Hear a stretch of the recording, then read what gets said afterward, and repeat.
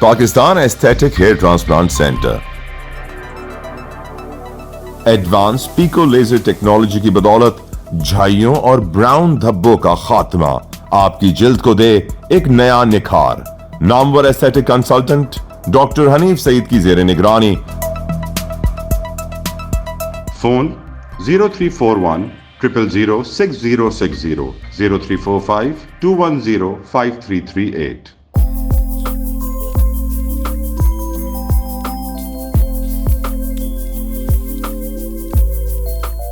Pakistan medical and dental council کا بڑا اعلان. وفاقی وزیر ڈاکٹر ندیم جان کی جانب سے گزشتہ روز ایم ڈی کیٹ 2023 کے ٹیسٹ 2 مرحلوں میں کرانے کا اعلان واپس.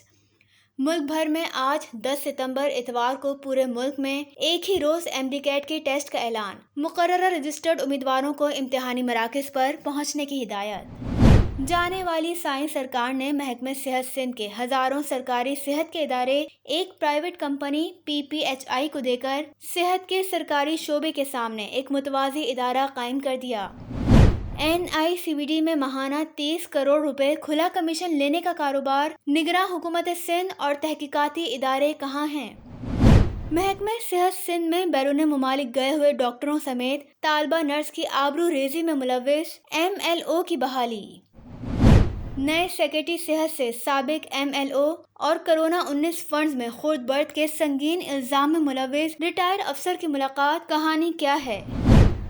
اب آپ ممتاز طبی صحافی سراج الدین امجدی کی معلوماتی، تجزیاتی اور چشم کشا حقائق پر مبنی خصوصی رپورٹ ملاحظہ فرمائیں. السلام علیکم ورحمۃ اللہ وبرکاتہ. میں ہوں سراج الدین امجدی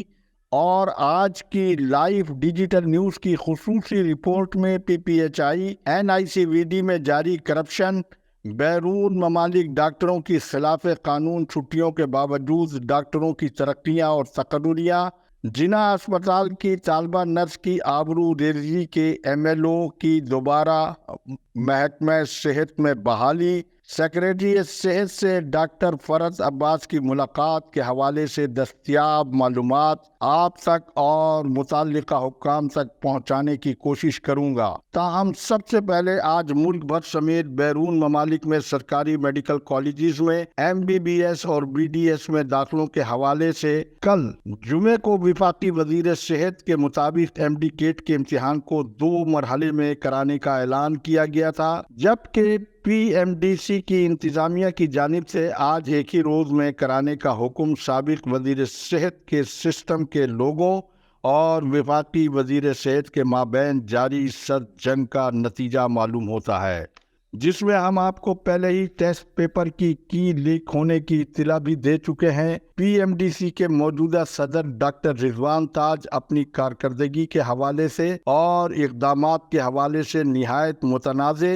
اور سابقہ حکومت کی باقیات میں سے ایک باقیات ہے. ان سمیت Pakistan nursing and midwifery council سمیت صحت کے دیگر ریگولیٹری اتھارٹی کے اداروں میں وفاقی وزیر صحت تاحال کوئی قابل ذکر اقدام عمل میں نہیں لا سکے ہیں، جبکہ 2022 کے ایم ڈی کیٹ کے نتائج کا تنازع اور عبدالقادر پٹیل کا اس حوالے سے کردار بھی ریکارڈ پر موجود ہے. جبکہ P P H I general Musharraf کے عہد اقتدار میں معرض وجود میں آنے والا ہیلتھ سیکٹر کا ایک ایسا تجارتی ادارہ ہے جو پہلے ملک کے دیگر صوبوں کے سرکاری محکمہ صحت میں بھی کردار ادا کرتا رہا ہے اور سندھ میں ادویہ فراہمی سمیت اس کی کارکردگی کافی خراب اور متنازع رہی ہے. جبکہ سندھ میں پیپلز پارٹی اور ایم کیو ایم کے مابین مفاہمتی دور میں سابقہ وزیر صحت ڈاکٹر صغیر احمد نہ صرف پی پی ایچ آئی کے حوالے سے شدید تحفظات رکھتے تھے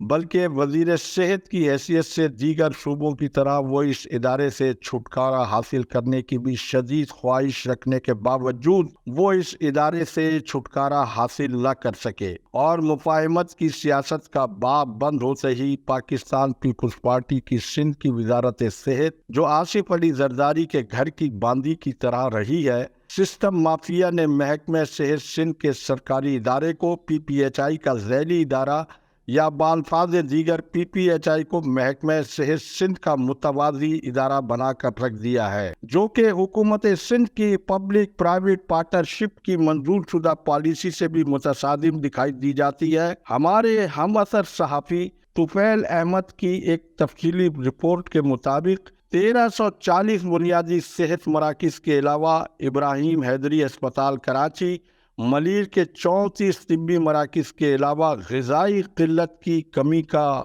پروجیکٹ بھی پی پی ایچ آئی کو دینے کے علاوہ دیگر اداروں کو بھی پی پی ایچ آئی کے حوالے کرنے کا عمل تاحال جاری ہے۔ ان اداروں کا بجٹ طفیل احمد کی رپورٹ کے مطابق 12.750 بلین روپے بتایا جاتا ہے، جبکہ سب سے اہم بات اس پرائیویٹ کمپنی کا آڈٹ نہیں ہونا ہے۔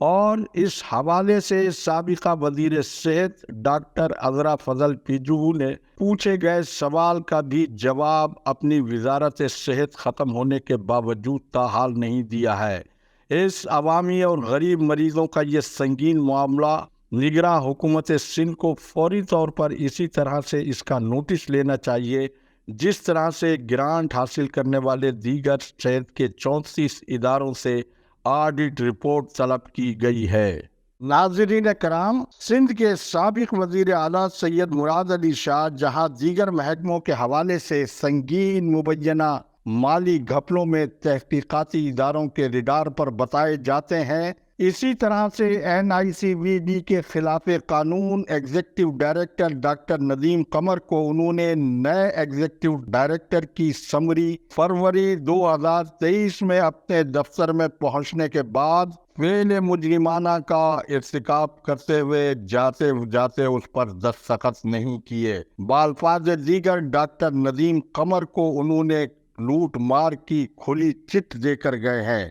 اس سنگین لاقانونیت کے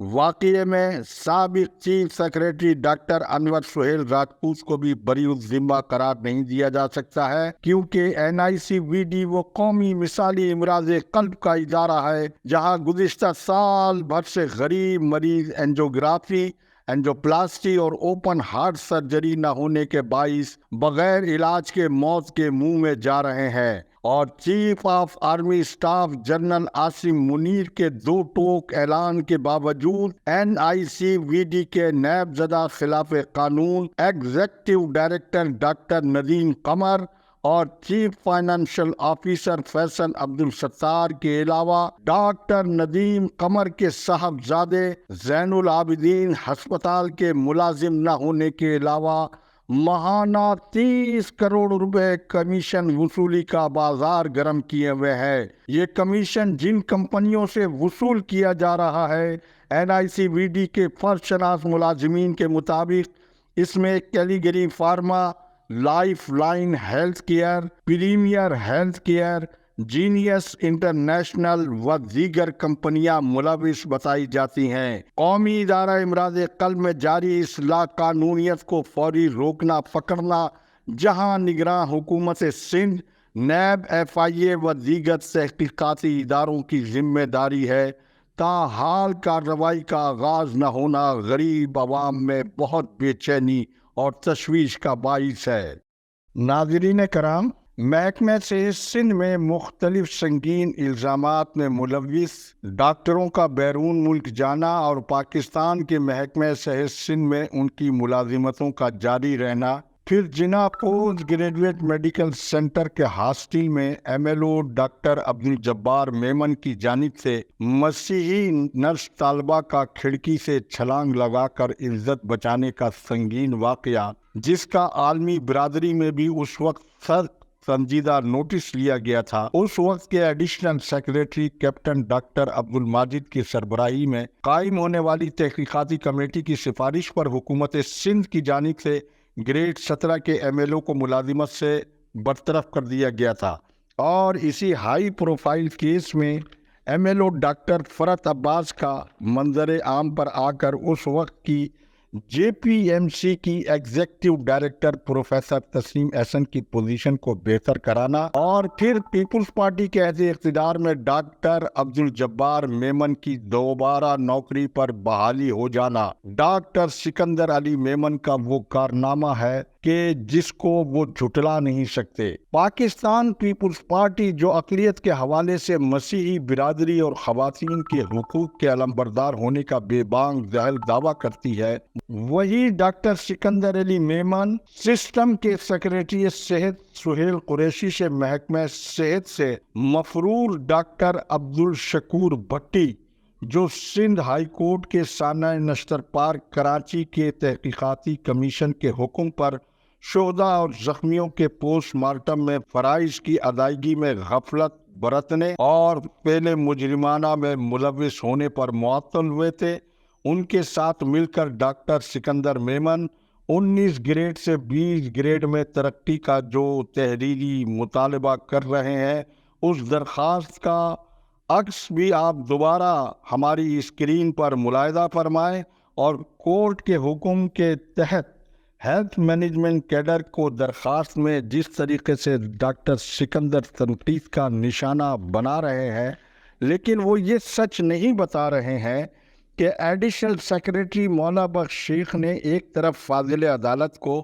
ہیلتھ مینجمنٹ کیڈر کے حوالے سے ماموں بنایا، تو دوسری جانب ہیلتھ مینجمنٹ کیڈر میں شامل ہونے والوں سے جو مال بنایا وہ ایک الگ مبینہ بڑا مالی اسکینڈل ہے۔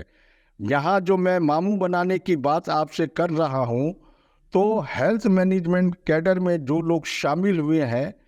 ایم پی ایچ کی ان کی ڈگریاں بڑی سوالیہ نشان ہیں۔ ایل ڈی این کی تحقیقاتی ٹیم کی ایک ابتدائی رپورٹ کے مطابق محکمہ صحت کورونا 19 کے فنڈز میں مبینہ غبن اور خالق دین حال کورونا ویکسینیشن مرکز کے حوالے سے متنازع افسر ڈاکٹر فرحت عباس جو اب ریٹائر ہو چکے ہیں، انہوں نے گزشتہ روز نئے سیکریٹری صحت ڈاکٹر منصور عباس سے ان کے دفتر میں ملاقات کر کے انہیں مبارکباد پیش کی، لیکن اس ملاقات کے بعد طبی حلقوں کے مطابق انہوں نے سیکریٹری صحت سے جس رشتہ داری کا اظہار کر کے طبی حلقوں میں جو تاثر قائم کرنے کی کوشش کی ہے، وہ سیکریٹری صحت کے لیے مفید اور مثبت نہیں نظر آتی۔ اب تک کے لیے اتنا ہی۔ پیر کی ہیلتھ ڈائری میں وزیر صحت کے اچانک دوروں کے اثرات و دیگر اقدامات پر تبصروں کے علاوہ میڈیکو لیگل میں ڈاکٹر سکندر میمن کی کارستانیوں پر مبنی کارروائیاں، تحقیقاتی تفصیل گوش گزار کروں گا۔ اللہ حافظ۔ پاکستان زندہ باد۔ افواج پاکستان پائندہ باد۔